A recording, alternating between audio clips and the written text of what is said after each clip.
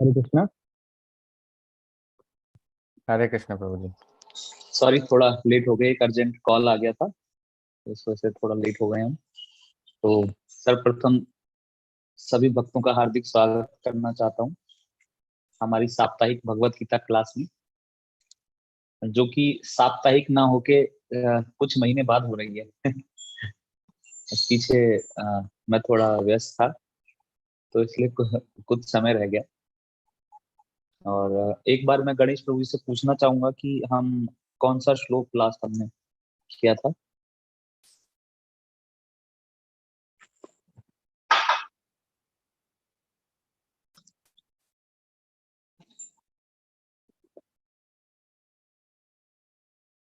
Chapter 6 प्रभु जी, chapter 6 श्लोक number 25 से शुरू करेंगे।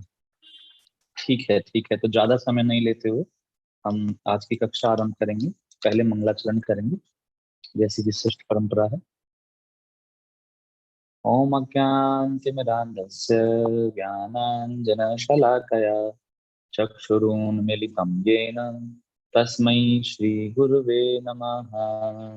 श्री चैतन्य जय श्री कृष्ण चैतन्य प्रभु नित्यानंद श्री अद्वैत गदाधर श्रीवासादि श्री गौर भक्तवृंद। हरे कृष्णा कृष्ण कृष्ण हरे हरे, हरे राम राम राम हरे हरे।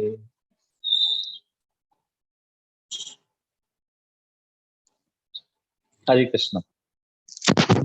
तो हम पढ़ रहे हैं अध्याय 6 और अध्याय का नाम है ध्यान योग।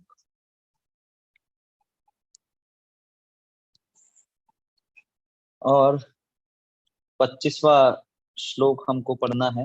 हम 24 तक पढ़ चुके हैं, 24 श्लोक तक हम पढ़ चुके हैं।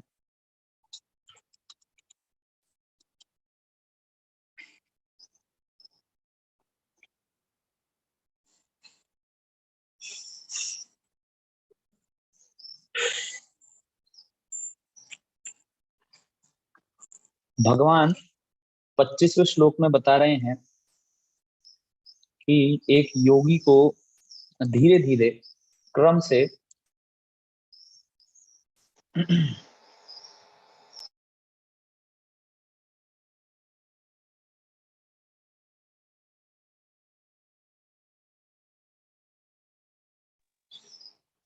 हरे कृष्ण। हरे कृष्ण प्रभु जी। हाँ, तो भगवान इसके अंदर कह रहे हैं कि अपनी पूर्ण विश्वास पूर्वक बुद्धि के द्वारा समाधि में स्थित होना चाहिए। तो पूर्ण विश्वास का मतलब क्या है?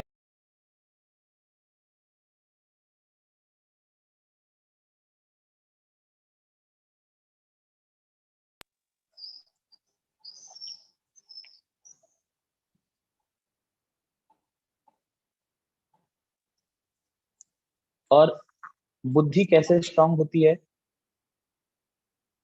बुद्धि को स्ट्रांग करने का बिल्कुल सीधा तरीका बताया गया है। बुद्धि में विश्वास, पूर्ण बुद्धि किस प्रकार से होगी? जबकि हम शास्त्र पढ़ेंगे।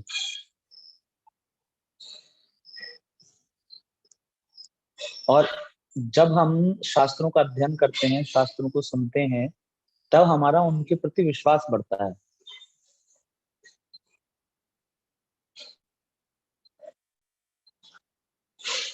क्योंकि पहले तो हमको ऐसा लगता है, अरे भगवत गीता में हमारे लिए क्या होगा, ये तो 5000 वर्ष पूर्व बोली गई थी, हम लोग तो कलयुग में रह रहे हैं, ये द्वापर युग में बोली गई थी, आज के चैलेंजेस तो कुछ और हैं। तो ये सारी जो बातें हैं, ये वही व्यक्ति करता है जिसने कि श्रीमद् भगवत गीता को जाना नहीं है, उसको सुना नहीं है, पढ़ा नहीं है।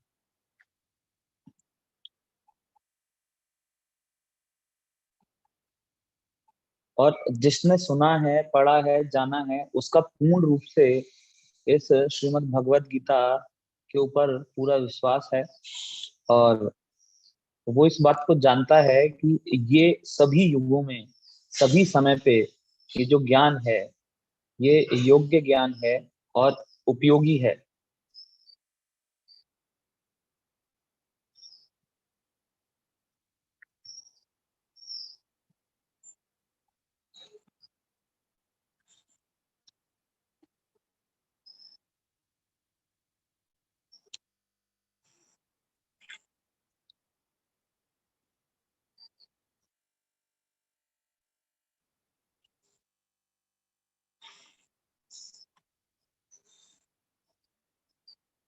और भगवान इसमें यही बता रहे हैं कि बुद्धि को स्ट्रांग करके, बुद्धि को भगवत सेवा में लगाने के पश्चात हम मन को कंट्रोल कर सकते हैं।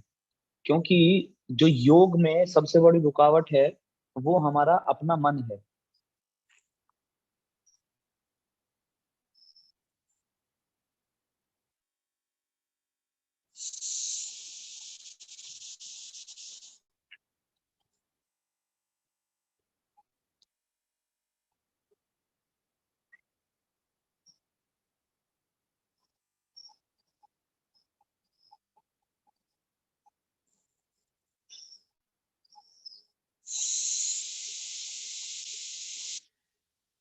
और व्यक्ति को अपने आत्मा के प्रति सचेत रहना चाहिए। आत्मा मतलब आध्यात्मिक विषयों के प्रति उसका चिंतन होना चाहिए, ना कि भौतिक विषयों के प्रति।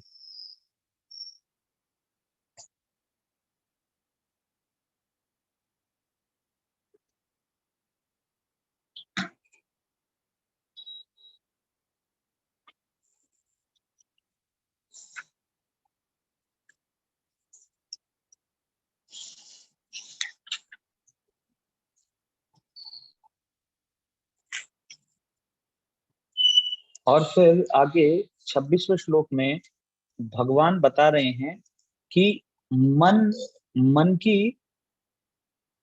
तीन आयाम बता रहे हैं। भगवान बता रहे हैं कि लक्षण क्या है मन का, या मन का स्वभाव क्या है। तो मन के तीन स्वभाव बताए गए हैं। एक तो वो चंचल है।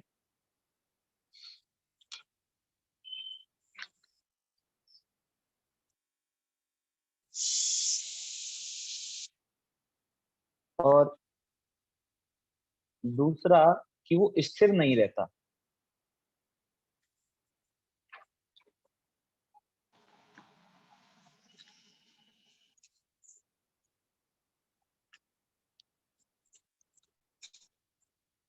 हाँ, तो कुछ ही दोनों भगवान ने एक ही दो। नहीं है वो, एक ही नहीं है, स्थिर नहीं है। हाँ,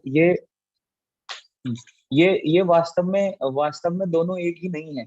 इसलिए ही भगवान बता रहे हैं कि एक तो सिर्फ मन चंचल रहने का मतलब ये होता कि अभी चंचल है लेकिन कुछ समय में उसको स्थिर कर लिया जाएगा।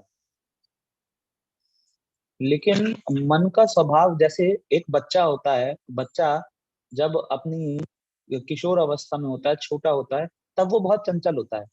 लेकिन जैसे जैसे वो बड़ा होता है, उसको ज्ञान होता है, तो वो बहुत आसानी से स्थिर हो जाता है। तो बच्चे की क्वालिटी की वो स्थिर हो जाता है। लेकिन मन में ये क्या समस्या है, मन चंचल तो है ही, एक विषय पे नहीं रुकता। लेकिन अगर आप उसको स्थिर करने का भी प्रयास करेंगे तो स्थिर भी कभी नहीं हो सकता। पर प्रभु जी थोड़ा मेरे लिए मुश्किल है स्थिर, क्योंकि मैं तो वैसे टाइप का साइन यूज कर रहा हूँ ना। मेरे लिए स्थिर का मतलब हाँ। है चंचल ना होना।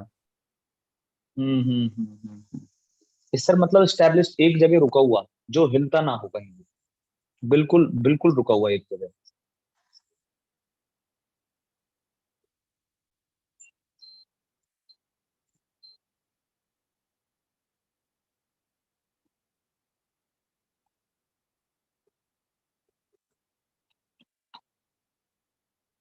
और दूसरा प्रभु जी?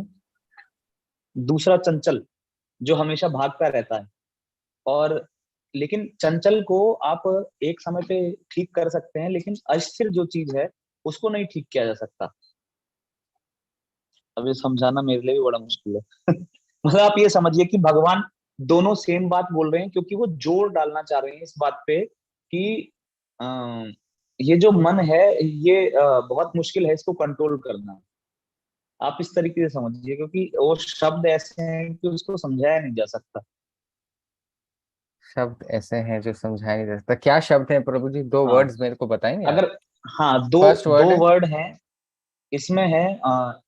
चंचल। चंचल का मतलब आप फ्लिकरिंग।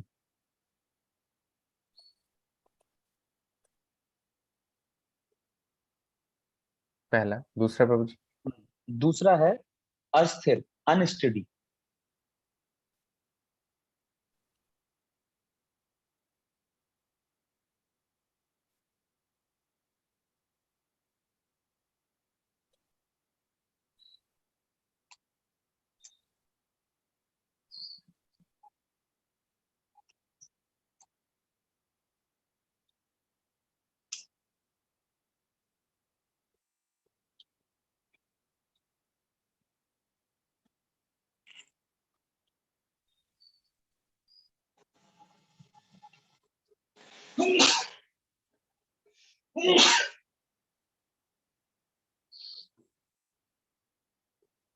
चंचलता में भी हम देखते हैं कि कोई जब चंचल होता है, जैसे मन चंचल है, कभी इस विषय पे जाएगा, कभी उस विषय पे जाएगा। लेकिन ऐसा नहीं है कि जैसे आप मानिए कि मैंने एक गाड़ी खरीदी, वो गाड़ी 5 सीटर थी, और उसके बाद क्योंकि मन चंचल है तो उसको दूसरा ख्याल ये आएगा कि ये 5 सीटर गाड़ी में तो कुछ नहीं हो रहा, हमको 7 सीटर गाड़ी लेनी चाहिए। तो ये हुई मन की चंचलता। और उसके लिए मन आपसे बहुत परिश्रम करवाएगा उस गाड़ी को खरीदने के लिए, दूसरी गाड़ी को खरीदने के लिए आप बहुत परिश्रम करेंगे। हो सकता है आपको 5 साल लग जाए एक छोटी गाड़ी 7 सीटर गाड़ी खरीदने के लिए। लेकिन जैसे ही वो आपके पास आएगी, जैसे ही आपके पास आएगी, तो आपने तो पहले ये विचार किया था कि देखो 7 सीटर, एक 5 सीटर गाड़ी हो गई, एक 7 सीटर गाड़ी हो गई, ये दोनों बहुत है। तो वास्तव में तो मन की चंचलता थी कि उसने पहले ही आपको एक गाड़ी से दूसरी गाड़ी पे भिजवाया। लेकिन जब आपके पास वो दूसरी गाड़ी आ जाएगी, तो फिर मन की अस्थिरता आती है। ऐसा नहीं है कि 7 सीटर गाड़ी पे स्टॉप हो जाएगा। अगर सिर्फ चंचल होता तो 2 विषयों में घूमता, लेकिन एक जगह पे आके मान जाता।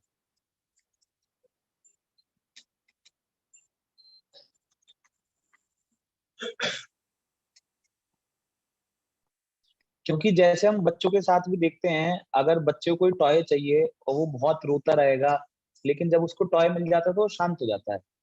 लेकिन मन कभी भी शांत नहीं होता।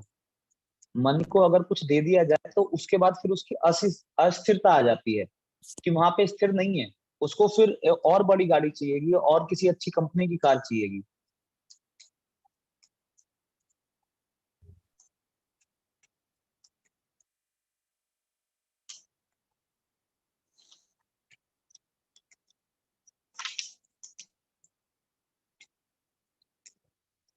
और इसलिए भगवान यहाँ पे बता रहे हैं कि जब भी मन किसी दूसरे विषय पे जाए तो उसको खींच के वापस लाना चाहिए।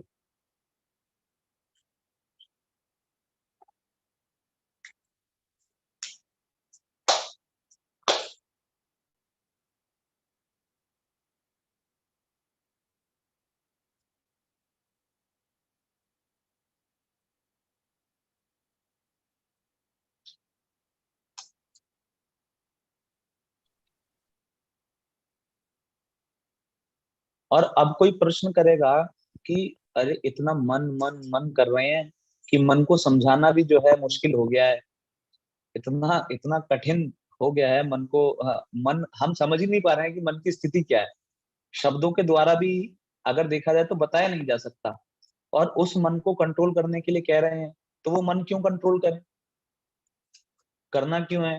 ठीक है, जैसा चल रहा है उसको चलने दें। लेकिन 27वें श्लोक में भगवान बता रहे हैं कि जिस व्यक्ति का मन, जिस योगी का मन मुझ में स्थिर रहता है, जो जिसका मन मुझ में लगा हुआ है, वो वास्तव में जो दिव्य सुख है, ट्रांसेंडेंटल ब्लिस है, उसका अनुभव कर पाता है। वो जो आत्मा के स्तर के सुख की बात हम हमेशा करते हैं, वो आत्मा के स्तर का सुख वो हमेशा पा पाता है अगर उसका मन भगवान में लगा हुआ है तो।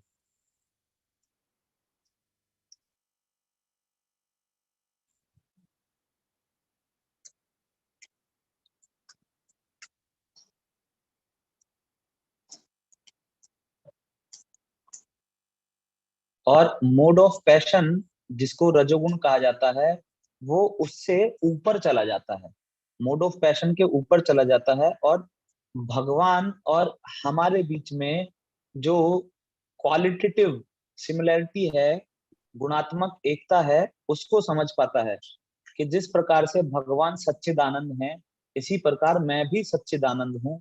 मैं हमेशा रहने वाला हूँ और फुल ऑफ नॉलेज हूँ, और अपने आप में ही आनंदमय हूँ।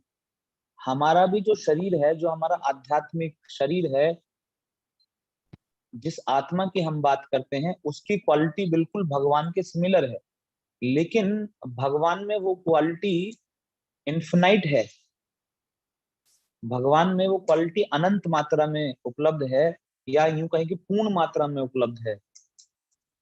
लेकिन हम में वो क्वालिटी बहुत थोड़ी मात्रा में है। हम भगवान का सिर्फ एक बहुत छोटा सा अंश है, लेकिन भगवान भगवान उसके स्तोत्र हैं, रिजर्वर हैं, उस एटर्निटी के, उस नॉलेज के और उस ब्लिस के भगवान रिजर्वियर हैं।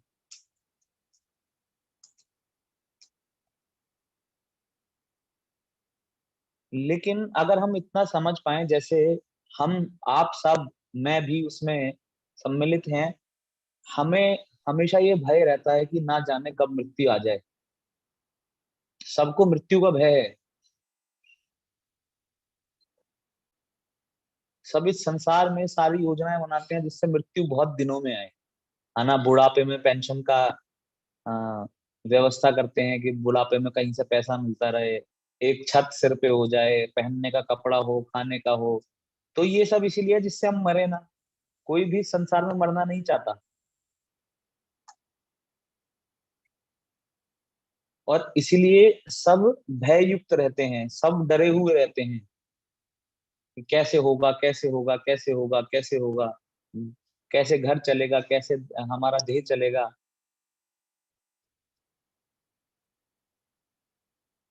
लेकिन जब हम समझ जाएंगे कि वास्तव में जो मैं हूं उसकी तो कभी मृत्यु होने ही नहीं वाली है। जिस मैं की हम बात करते हैं, जिस मैं के लिए हम इतना परेशान हैं, वो तो वास्तव में कभी विनष्ट होने वाला ही नहीं है, क्योंकि वो भगवान की तरह ही हमेशा सच्चिदानंद है, हमेशा रहने वाला है। और बाहर से किसी नए आनंद की आवश्यकता नहीं है। सिर्फ परमात्मा परमात्मा की सेवा करने से, भगवान कृष्ण की सेवा करने से जो दिव्य सुख है वो उसको स्वतः प्राप्त हो जाएगा। बाहर से कुछ पैसा देके खरीद के नहीं लाना पड़ेगा, है ना। सुंदर कपड़ा नहीं पहनना पड़ेगा, सुंदर स्त्री नहीं चाहिए, सुंदर पुरुष नहीं चाहिए, बड़ी गाड़ी नहीं चाहिए, बड़ा घर नहीं चाहिए। लेकिन सिर्फ शांति से बैठ के भगवान की सेवा करेगा, भगवान के भक्तों की सेवा करेगा, तो उसको स्वतः सुख मिलेगा। और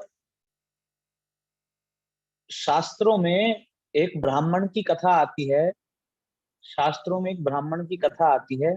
और मैं बहुत छोटे शब्दों में बताऊंगा, कम शब्दों में, कि उसका मत क्या है, उस कथा का moral moral of the story बोलते हैं ना।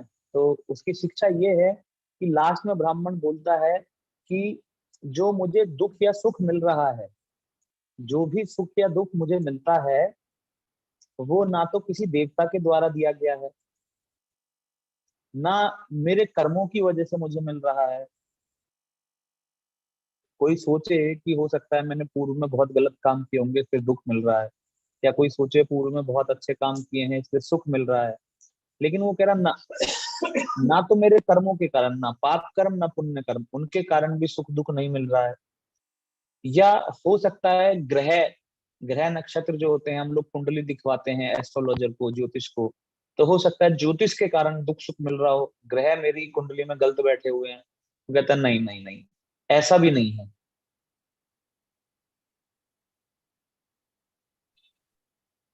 वो बोलता है, आगे ब्राह्मण बोलते हैं कि हो सकता है किसी और व्यक्ति की वजह से मुझे दुख मिल रहा हो, है ना। कि गणेश प्रभु ने जैसे कुछ गलत बोला मुझे, या मेरे को थप्पड़ मार दिया, तो वो सोच सकते हैं कि गणेश प्रभु की वजह से दुख मिला है मुझे, मेरे दुख का कारण गणेश प्रभु हैं।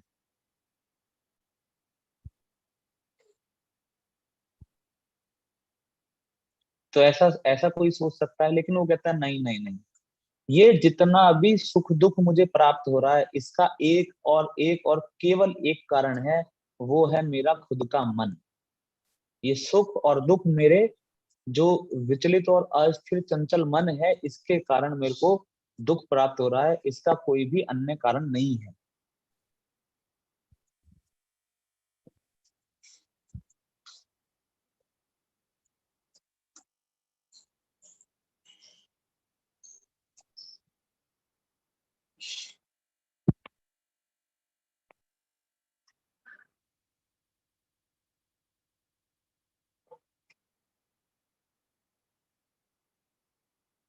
तो वास्तव में जिसने मन की गति को समझ लिया, मन की गति को व्यवस्थित कर लिया, उसको नियंत्रित कर लिया, वास्तव में उसके लिए इस संसार में कोई भी सुख और दुख दोनों ही नहीं है। क्योंकि वो पहले से ही जानता है कि ये जो सुख है, अगर सुख दिखाई भी पड़ रहा है तो ये बहुत क्षणिक है, कुछ समय के लिए है, कुछ कुछ मिनट के लिए हो सकता है, कुछ सेकंड के लिए हो सकता है, कुछ घंटों के लिए, कुछ दिनों के लिए हो सकता है।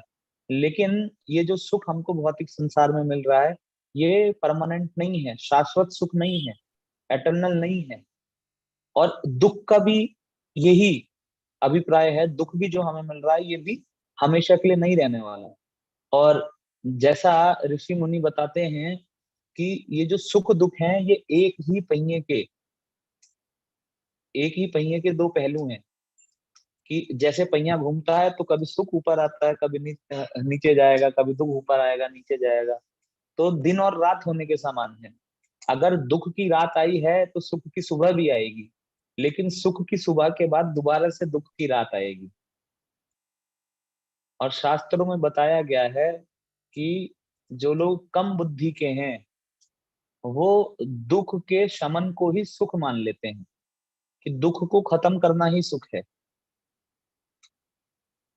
जैसे अगर हम बीमार पड़ जाएं, हमको कोई बुखार हुआ या हमको कोल्ड हो गया। आजकल हमारे इधर बहुत बारिश हो रही है, दिल्ली गाजियाबाद में यहाँ बहुत बारिश है, तो सब बीमार पड़ रहे हैं। तो कहते हैं बड़ा बड़ा दुख है, बड़ा दुख है, बड़ा दुख है। और कोई ज्यादा समय के लिए बीमार पड़ेगा तो उसको बहुत दुख लगेगा। लेकिन जैसे ही वो ठीक हो जाएगा, दवाइयां खा के उपचार करने के माध्यम से जैसे ही वो ठीक होगा, उसको बड़ी सुख की अनुभूति होगी। वो कहेगा अब सुख है जीवन में। तो वास्तव में ये सुख नहीं है, दुख को खत्म कर देना ये सुख नहीं है। जो सुख है वो तो भौतिक जगत में सिर्फ भक्तों को ही प्राप्त है, या जो अध्यात्म के मार्ग में लगे हुए हैं उन्हीं लोगों को सुख की प्राप्ति है। बाकी लोग तो दुख को खत्म करना ही सोच रहे हैं कि सुख है। जैसा हम सभी पैसा कमाते हैं और पैसा कमाने से सबको सुख मिलता है। अगर आज मैं सौरभ प्रभु को 1 लाख रुपए दूं तो सौरभ प्रभु प्रसन्न हो जाएंगे, अरे वाह, कि कितने सुख की बात है कि मुझे 1 लाख रुपए मिले।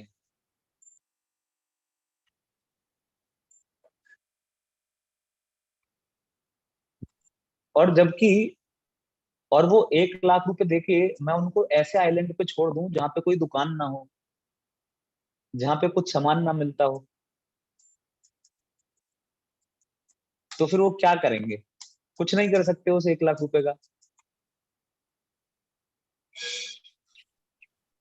तो इसका मतलब ये है कि वो 1 लाख रुपए जो दिए थे, वो 1 लाख रुपए में तो कोई सुख नहीं है। लेकिन 1 लाख रुपए से जो उनकी जरूरतें थी, अगर वो पूरी हो जाती, जो जो उनको कष्ट था वो दूर हो जाता। कष्ट जैसे क्या हो सकता है कि कोई बहुत गर्म जगह पे रहता है, बहुत गर्मी पड़ती है, तो वहां एसी लगवा ले, तो उसके लिए वो सुख हो जाएगा, क्योंकि बहुत गर्मी थी तो अब एसी की आवश्यकता है। तो हम क्या कर रहे हैं, अपने दुखों के खत्म करने को ही बार बार सुख समझ रहे हैं। और इसीलिए सभी व्यक्ति पैसे को, रुपए को, धन को सुख मानते हैं। ये सोचते हैं कि अगर धन मिल गया तो सुख मिल गया। जैसे भगवान बोलते हैं कि शांति के बिना सुख कहाँ है, तो आज की जनरेशन, ये कलयुगी लोग बोलते हैं कि पैसे के बिना सुख कहाँ है।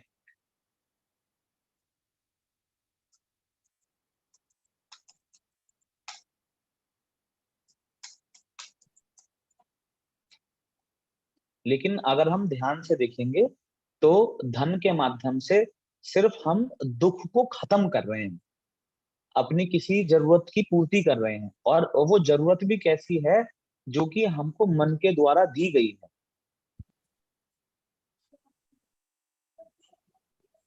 और इस मन में भी एडवर्टीजमेंट के द्वारा हमारे मन में डाला जाता है कि आपको इस वस्तु की आवश्यकता है।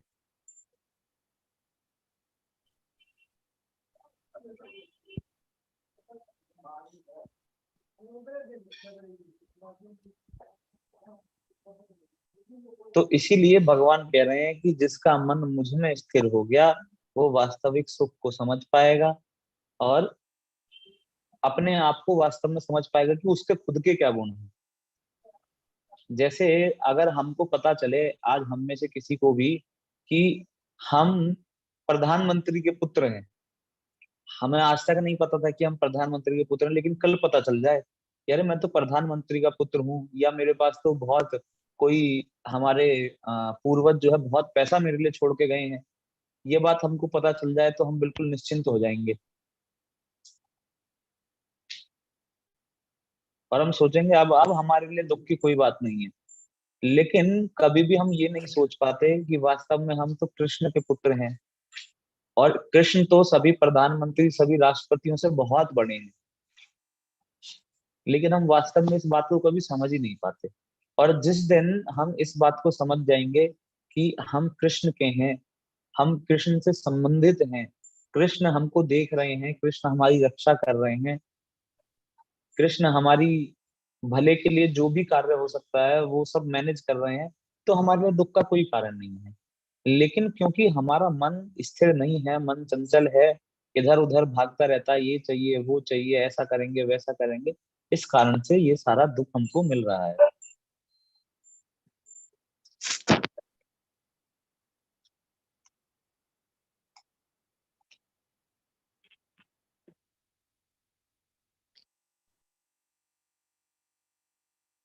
और फिर प्रभु जी भगवान। 1 मिनट मेरे को दीजिएगा, बैटरी मेरे को लैपटॉप की हाँ कर बैटरी लीजिए, एकदम कम हो। कर लीजिए।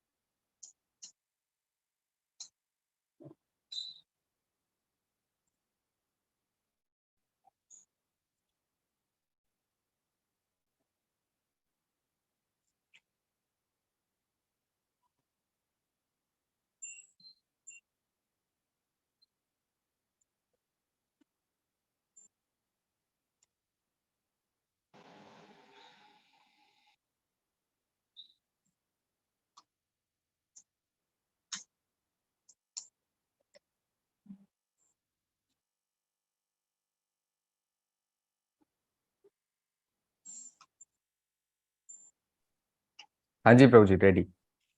हाँ, तो भगवान आगे 28वें श्लोक में इसी को आगे और एक्सप्लेन कर रहे हैं, और कह रहे हैं कि इसी प्रकार से योगाभ्यास में लगा रहकर जो आत्म संयमी व्यक्ति है, जिसने अपने मन को संयम कर लिया है, वो सभी प्रकार का जो भौतिक दुख है, भौतिक कलेश है, उससे मुक्त हो जाता है। तो अभी तो आप कहेंगे कि अरे आपने तो बताया कि कलेशों से मुक्त होना सुख नहीं है ना, दुखों को खत्म करना सुख नहीं है। तो भगवान भी यहीं पे एंड नहीं कर रहे, भगवान आगे कह रहे हैं कि एक तो भौतिक कलेशों से मुक्त हो जाता है, दूसरा भगवान की दिव्य प्रेमा भक्ति का सुख प्राप्त करता है। प्रभु जी ये दो चीजें फिर से आपको थोड़ा समझानी हाँ, पड़ेगी। भगवान भगवान यहाँ पे बोल रहे हैं कि अगर कोई किस आत्म संयम होके मन को स्थिर करके अगर योगाभ्यास में लगा रहता है, भक्ति योग में लगा रहता है, तो वो सभी भौतिक कल्मश से मुक्त हो जाता है, जितने भी भौतिक दुख हैं इन सब से मुक्त हो जाता है। और सिर्फ दुख से मुक्त होना तो सुख नहीं है, ये हमने अभी पहले ही डिस्कस कर लिया है कि सिर्फ दुख से मुक्त होना सुख नहीं है। तो भगवान बता रहे हैं कि सुख क्या है। तो यहाँ पे भगवान बता रहे हैं कि वो मेरी दिव्य प्रेमा भक्ति में, मतलब लविंग डिवोशनल सर्विस में सुख प्राप्त करता है, और सुख भी कैसा, परम सुख, सुप्रीम ब्लिस, कि उससे बड़ा सुख कोई भी नहीं है। तो वास्तव में दुख की निवृत्ति तो होगी ही, लेकिन साथ में सुख भी प्राप्त होगा अगर हम भगवत सेवा करते हैं, भगवान की कृपा प्राप्त करते हैं।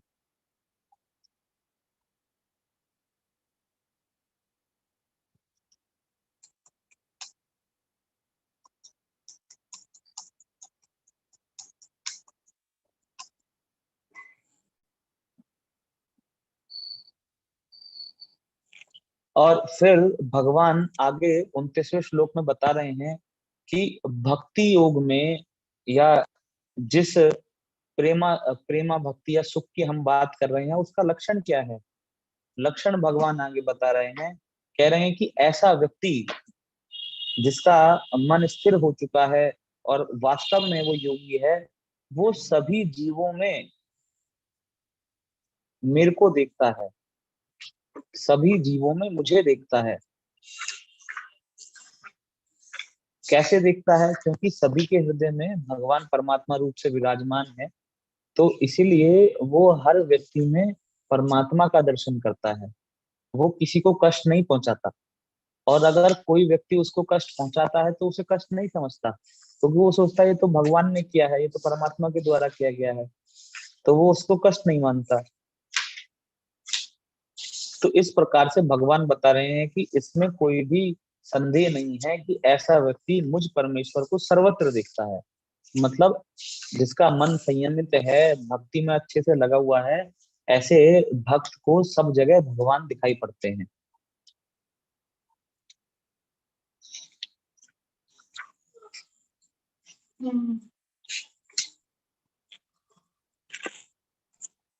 और भगवान आगे तीसरे श्लोक में बता रहे हैं कि ऐसा करने का लाभ क्या है, कि जो जिसका मन संयमित हो गया है, भक्ति योग में वो बड़ा चढ़ा है, सब जगह मुझे दर्शन कर रहा है, ऐसा करने का लाभ क्या है, उसका भी लाभ बता रहे हैं। तो भगवान कह रहे हैं कि जो मुझे सभी जगह दिखता है,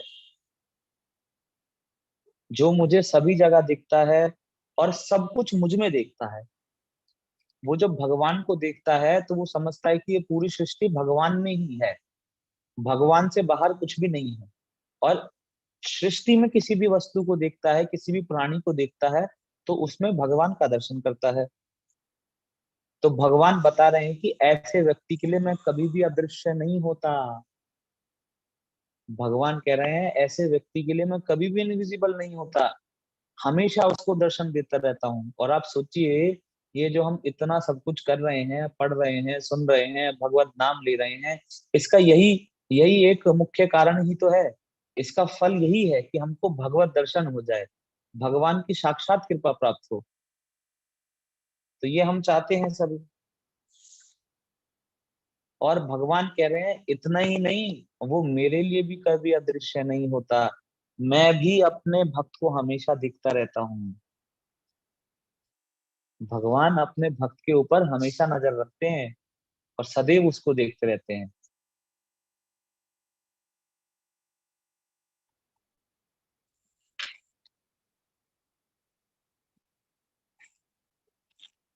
तो इसका मतलब ये हुआ कि जब हम एक बार ऐसी अवस्था पे पहुंच जाएं, जब भगवान के प्रति हमारा प्रेम जागृत हो जाए और भगवान का दर्शन सतत होता रहे, तो भगवान भी हमको हमेशा देखते रहेंगे और कभी भी हमको उस पद से गिरने नहीं देंगे। एक बार भगवान की शुद्ध भक्ति प्राप्त करने के बाद कोई भी अपने स्तर से कभी गिर नहीं सकता। वो दोबारा से इस भौतिक संसार में, इस भौतिक मानसिकता में कभी भी प्रवेश नहीं करता, क्योंकि उसकी रक्षा भगवान के द्वारा होती है। और भगवान के प्रति उसका प्रेम खुद का ही इतना प्रगाढ़ होता है कि उसको भौतिक सुख दुख से वैसे भी कोई लेना देना नहीं होता।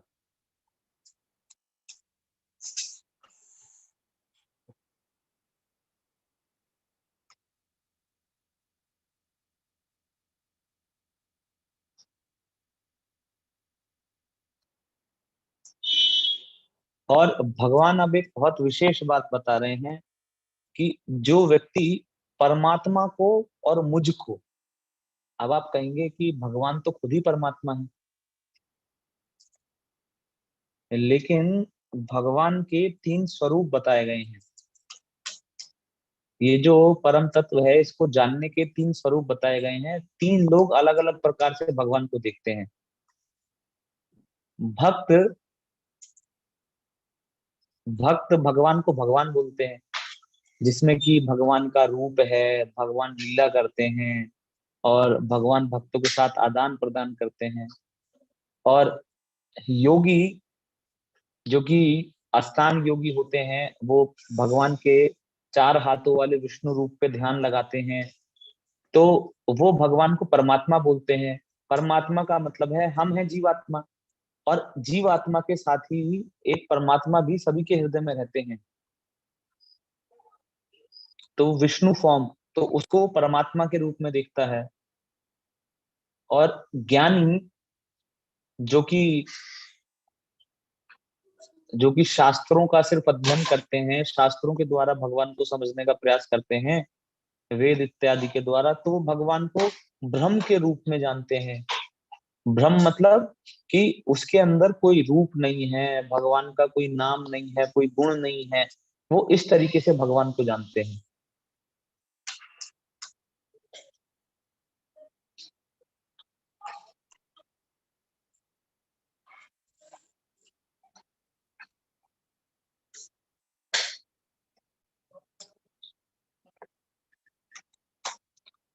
और भगवान बता रहे हैं कि इसी प्रकार से जो मुझ में, मतलब कृष्ण को, जो कि परम भगवान है, परमात्मा को और ब्रह्म को, तीनों को एक जानता है, उन तीनों में कोई भेद नहीं समझता, उसको वास्तव में मेरी भक्ति पूर्वक सेवा करता है, ऐसा व्यक्ति मेरा भक्त है, और वो हर प्रकार से सदैव मुझ में प्रभु स्थित जी, होता जो है। ऐसा व्यक्ति जो इन तीनों चीजों को एक मानता है, जिसका ये मत है कि ब्रह्म, परमात्मा और श्री भगवान, इनमें कोई भेद नहीं है, कि वही भगवान कृष्ण परमात्मा के रूप में हृदय में चार भुजा वाले विष्णु के रूप में स्थित हैं, और वही ब्रह्म, जिसको रोशनी कहा जाता है, कई बार ज्योति कहा जाता है, और निर्विशेष बोला जाता है कि उसका कोई गुण नहीं है, सिर्फ सिर्फ एक इफलजेंस है, सिर्फ एक रोशनी है, तो वो वास्तव में भगवान के शरीर में से निकलने वाली रोशनी है।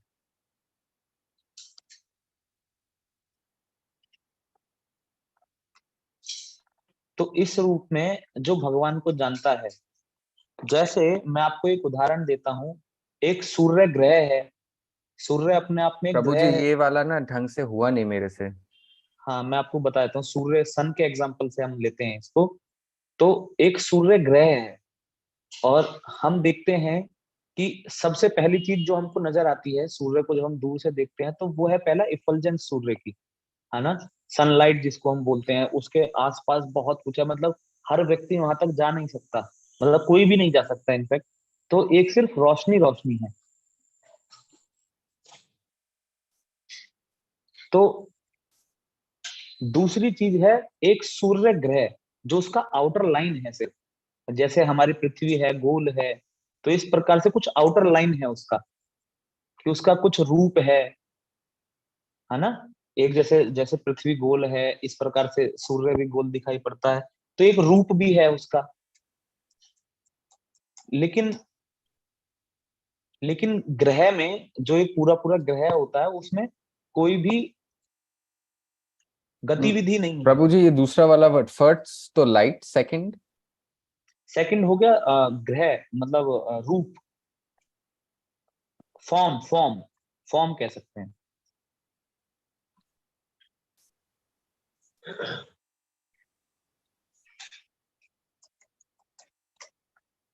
और तीसरा है कि सूर्य ग्रह के अंदर कुछ लोग रहते हैं, और वहां पे बहुत सारी चीजें होती हैं, हो सकता है वहां पे भी कार बाइक चलती होगी, है ना, वहां पे कुछ एक मिनट लोग प्रभु रहते जी, क्या होंगे। कह रहे हैं, फिर से बताइए। मैं कह रहा हूँ जैसे सूर्य है, एक तो फॉर्म हो गया, उसकी रूप हो गई, ऊपर से जो हमको दिखाई पड़ता है, एक उसमें से निकलने वाली लाइट हो गई। अब जिस प्रकार से पृथ्वी में भी लोग रहते हैं, वहां भी सूर्य के कुछ निवासी रहते होंगे, जो उसकी गर्मी को झेल सकते हैं, इसी प्रकार से वहां भी कुछ लोग रहते होंगे। जैसे कि हम जानते हैं सूर्य के राजा भी हैं, जिनको हम सूर्य देव के नाम से जानते हैं, तो इसी प्रकार से उनका महल होगा अंदर, है ना, उसमें कुछ गतिविधियां होंगी, हो सकता है सूर्य के अंदर भी कुछ पेड़ हो। तो बाहर से जब हम उसको देख रहे थे, तो सिर्फ हमको लाइट दिखाई दे रही थी, जब हम पास गए तो हमको उसका साइज दिखाई दिया, कि उसकी शेप हमको दिखाई दी, कि हाँ उसकी एक शेप है। जब हम उसमें एंटर कर गए, तो हमको पता चला, अरे इसमें तो नदियां भी बहती हैं, इसमें तो बहुत सुंदर सुंदर पेड़ हैं, पहाड़ हैं, लोग रहते हैं, और ये गतिशील है।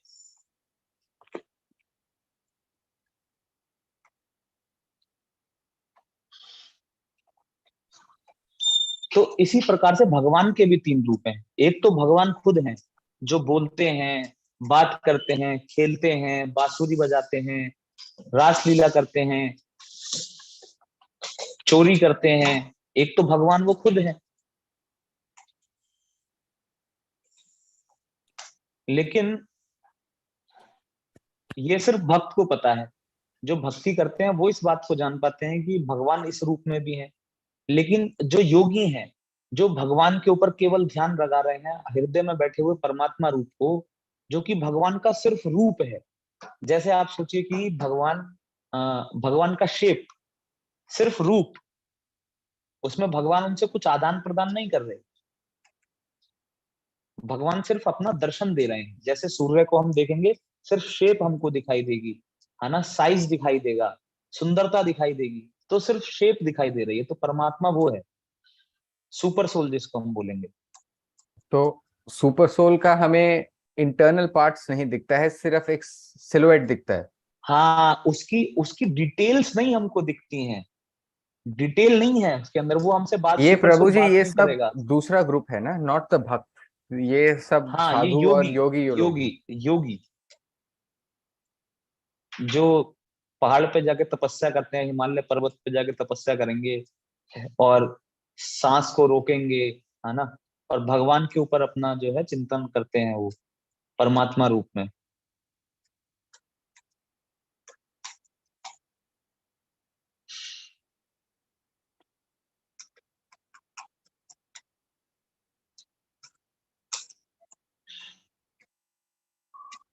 और तीसरा रूप है भगवान के शरीर से जो रोशनी निकलती है।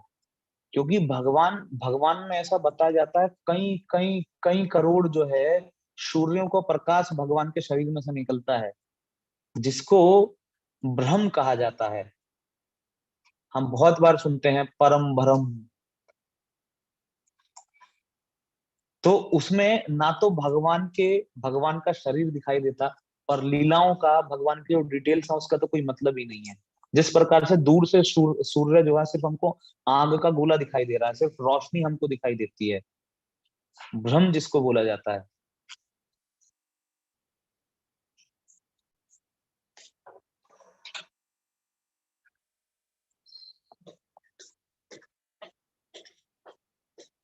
तो वास्तव में स्पिरिचुअलिस्ट की ये तीन स्टेजेस हैं। पहली स्टेज है भ्रम को जानना। जो भ्रम का दर्शन कर पाता है, ये मानता है कि भ्रम ही सब कुछ है। वो, उनका विचार ये है कि भ्रम से आगे कुछ भी नहीं है, सूर्य की रोशनी से आगे कुछ भी नहीं है। तो ये तो एक विचार हुआ, वो भी अध्यात्मवादी हैं। दूसरे अध्यात्मवादी वो हैं जो थोड़ा सा और एडवांस कर गए हैं, परमात्मा के ऊपर ध्यान लगा रहे हैं। तो उनको पता है, नहीं नहीं, सिर्फ रोशनी नहीं है, वो एक शरीर भी है। और वो उस शरीर को ही सुप्रीम समझ रहे हैं, कि वो किसी से बात नहीं करते हैं, परमात्मा है ना, बस आपको दर्शन देंगे। तो एक उनका वो सोच है। और तीसरे हैं भक्त, जिनको पता है भगवान है, खेलते हैं, बात करते हैं, खाते हैं, हंसते हैं।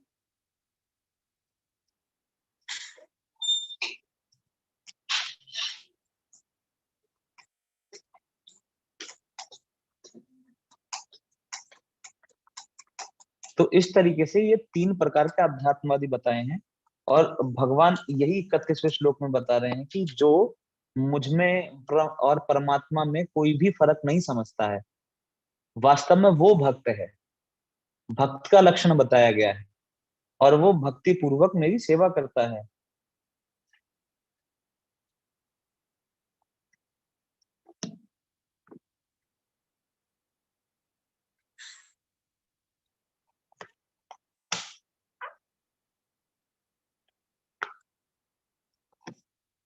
और इस प्रकार से सेवा करता हुआ सदैव मुझ में ही स्थित रहता है।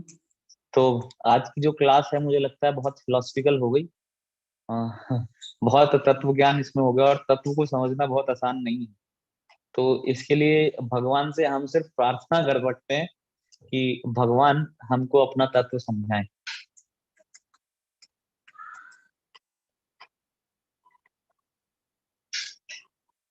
तो यही इस फिलोसफी क्लास को हम विराम देंगे। किसी का कोई प्रश्न है तो हमारे पास 5-7 मिनट है, आप पूछ सकते हैं।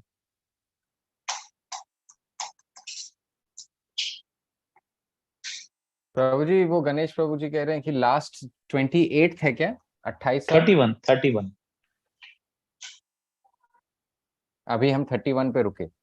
हाँ।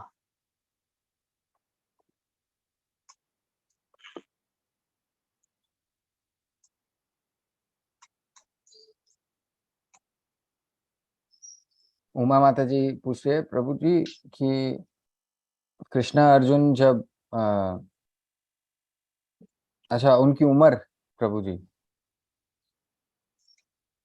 कितने उम्र में मरे थे जब महाभारत हो रहा था? क्या उम्र थी ऐसा कृष्ण? ऐसा बताते हैं 121 वर्ष, 121, 121 ईयर्स। किन की? कृष्ण की। जब वो जब वो हाँ, ये संसार संसार को छोड़कर जब अपने धाम में दोबारा चले गए लीला खत्म करके, तो तब 120, मतलब एक तरीके से देखा जाए तो भगवान ना तो कभी जन्म लेते ना कभी मरते, लेकिन हाँ प्रकट अवस्था में 121 वर्ष तक रहे।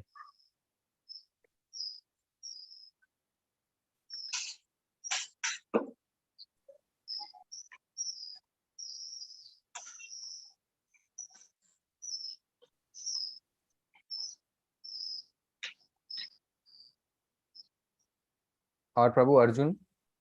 अर्जुन भी लगभग उनके साथ के ही थे, तो इसी के एज के ही रहे होंगे। अर्जुन की एज का ज्यादा कोई पूछता नहीं है, तो 1-2 साल अगर आगे पीछे पैदा हुए होंगे तो लगभग उसी एज के रहे होंगे दोनों।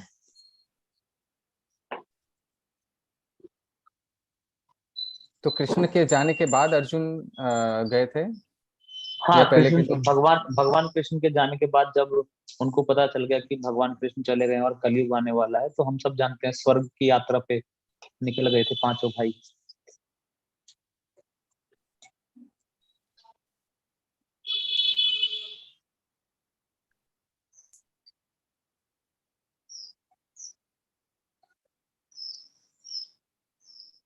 हाँ, ठंडे में पहाड़ वगैरह की कहानी है, एक हाँ हाँ कुत्ता हाँ था हाँ। उनके पास। हाँ जी, हाँ जी। पूरा याद नहीं है प्रभु जी, थोड़ा थोड़ा याद है। हाँ हाँ। ठीक है प्रभु जी, ये एज नहीं पता था इसके लिए पता नहीं। ठीक। ठीक है।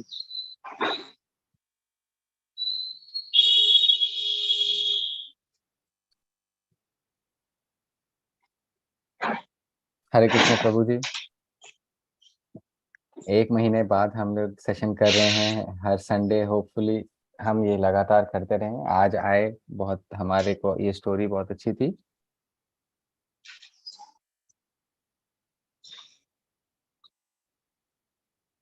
तो जैसे हम गाय भैंस इन सब चीज़ों को नहीं मारना चाहिए और नॉन वेजिटेरियन नहीं खाना चाहिए।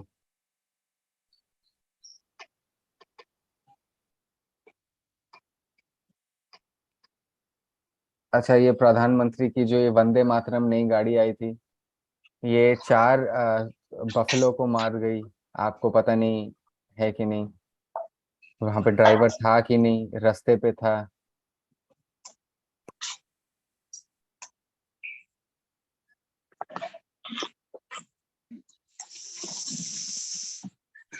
वंदे भारत जो था ना प्रभु जी, ये नया ट्रेन था, ये 4-5 बफलो उसके का गाय को मार दिया उन्होंने, रास्ते में मर गई। सर प्रभु जी, ये क्या आवाज आ रही है कहीं से? हाँ, वो बर्तन। अकूस्टिक शॉक हो रहा है प्रभु जी, प्लीज थोड़ा बोल दीजिए। ठीक है, ठीक है, मैं हाँ। हाँ जी प्रभु जी, तो वो कह रहे हैं कि इसके बारे में आप कुछ बोलना चाहेंगे? रिया।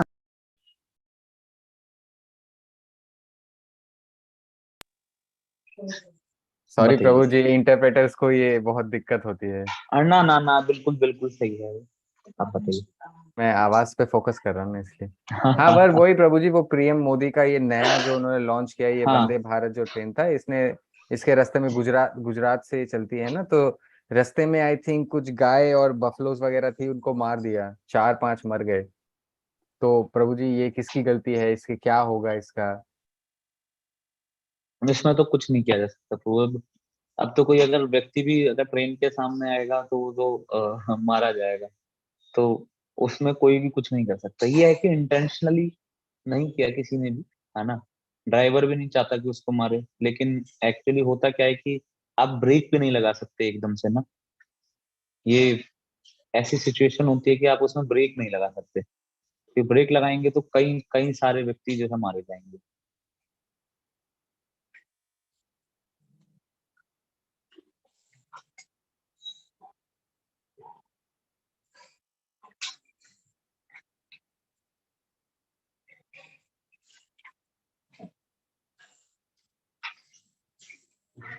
वो गाय वाला जो भी था उसको देखना चाहिए था, रास्ते में उसने छोड़ दिया ऐसे ही। हाँ, थोड़ा सा उन चीजों पे ध्यान देना चाहिए। और क्या है ना, भारत इतना बड़ा है, हर जगह बैरिकेडिंग नहीं कर सकते, है ना। मतलब मेरे को लगता है दुनिया दुनिया की सबसे बड़े रेलवे मतलब नेटवर्क में जो है इंडिया आता है। तो अब कहाँ कहाँ बैरिकेडिंग करेंगे, तो थोड़ा सा इसको ध्यान ही रखना चाहिए।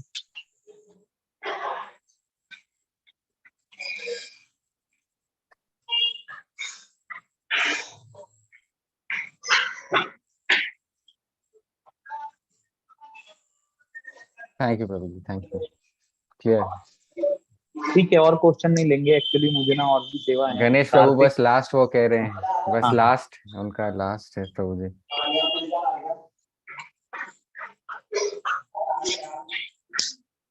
प्रभु जी ये हमारा सुपर सोल, आज आपने हमें जैसे समझाया कि हमारे परमात्मा जो है वो विष्णु रूप में है, तो हमें तो लगता था कि कृष्ण बैठे हैं आप, लेकिन नहीं नहीं, विष्णु है।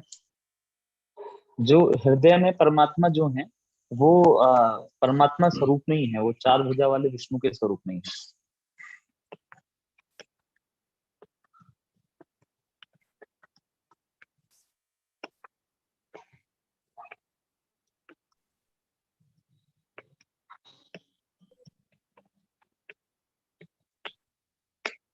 हम तो सोचते थे कृष्णा है प्रभु जी हमारे सुपर सोल।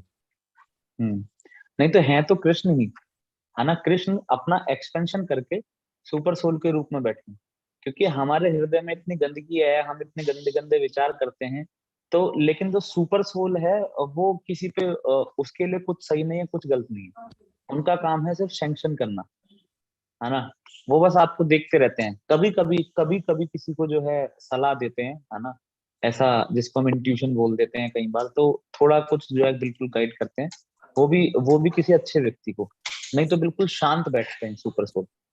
ये वास्तव में आत्मा की शक्ति नहीं है जिससे सब कुछ चल रहा है शरीर। वास्तव में वो पावर हाउस जो है सुपर सोल है।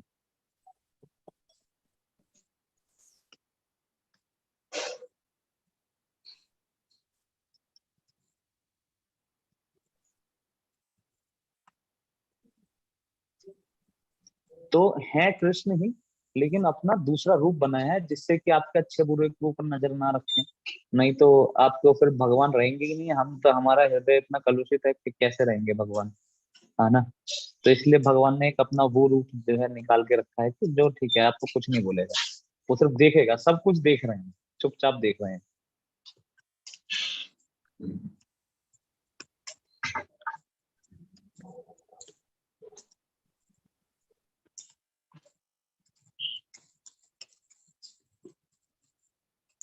हरे कृष्णा प्रभु जी, हरे धन्यवाद। कृष्ण। और इसके साथ आज हम मैं, खत्म करेंगे हाँ, प्रभु जी। आज मैं सभी भक्तों को बहुत बहुत शुभकामनाएं देना चाहता हूँ। आज के दिन से कार्तिक मास आरंभ हो गया है। और कार्तिक भगवान कृष्ण को बहुत प्रिय है, क्योंकि वास्तव में राधा रानी का मास है ना। ये जो मंत्र है ये राधा रानी का मंत्र, तो इसलिए श्री कृष्ण को ये बहुत प्रिय है। हम सभी भक्तों को ज्यादा से ज्यादा भगवान नाम का जप करना चाहिए। और सभी को प्रतिदिन सुबह जल्दी उठ के नहा लेना चाहिए। और अ, यशोदा दामोदर, आपने देखा वो यशोदा जी के साथ भगवान कृष्ण का फोटो होता है। रोज उनको शाम को दीपक दिखाना चाहिए। और प्रभु जी सुबह कितने बजे ऐसे उठने के लिए, ऐसा कोई रूल है क्या? हाँ, लगभग ब्रह्म मुहूर्त जिसको लगभग 3:30 से लेके और 5 बजे तक, 5-6 बजे तक, 3:30 से 6 बजे के बीच में उठा जाए तो बहुत अच्छा है। और तो उठना चाहिए, और डेली फिर यशोदा दामोदर को दीपदान करना चाहिए, दीपक दिखा देना चाहिए। तुलसी महारानी की सेवा करनी चाहिए। तुलसी का जो पौधा होता है ना, उनका सेवा करना चाहिए। और अधिक से अधिक भगवान से प्रार्थना करनी चाहिए कि हम उनकी और उनके भक्तों की ज्यादा से ज्यादा सेवा कर सकें।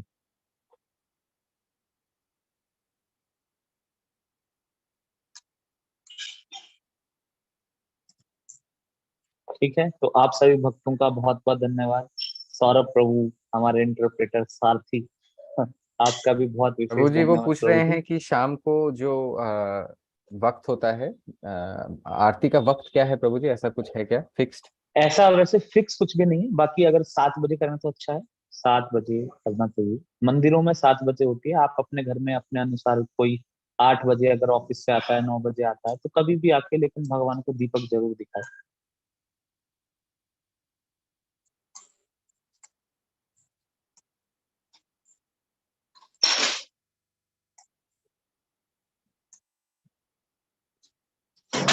ठीक ओके है, प्रभु। तो आप सभी का बहुत बहुत धन्यवाद। हरे कृष्णा। जगत गुरु शिला प्रभुपाद की जय।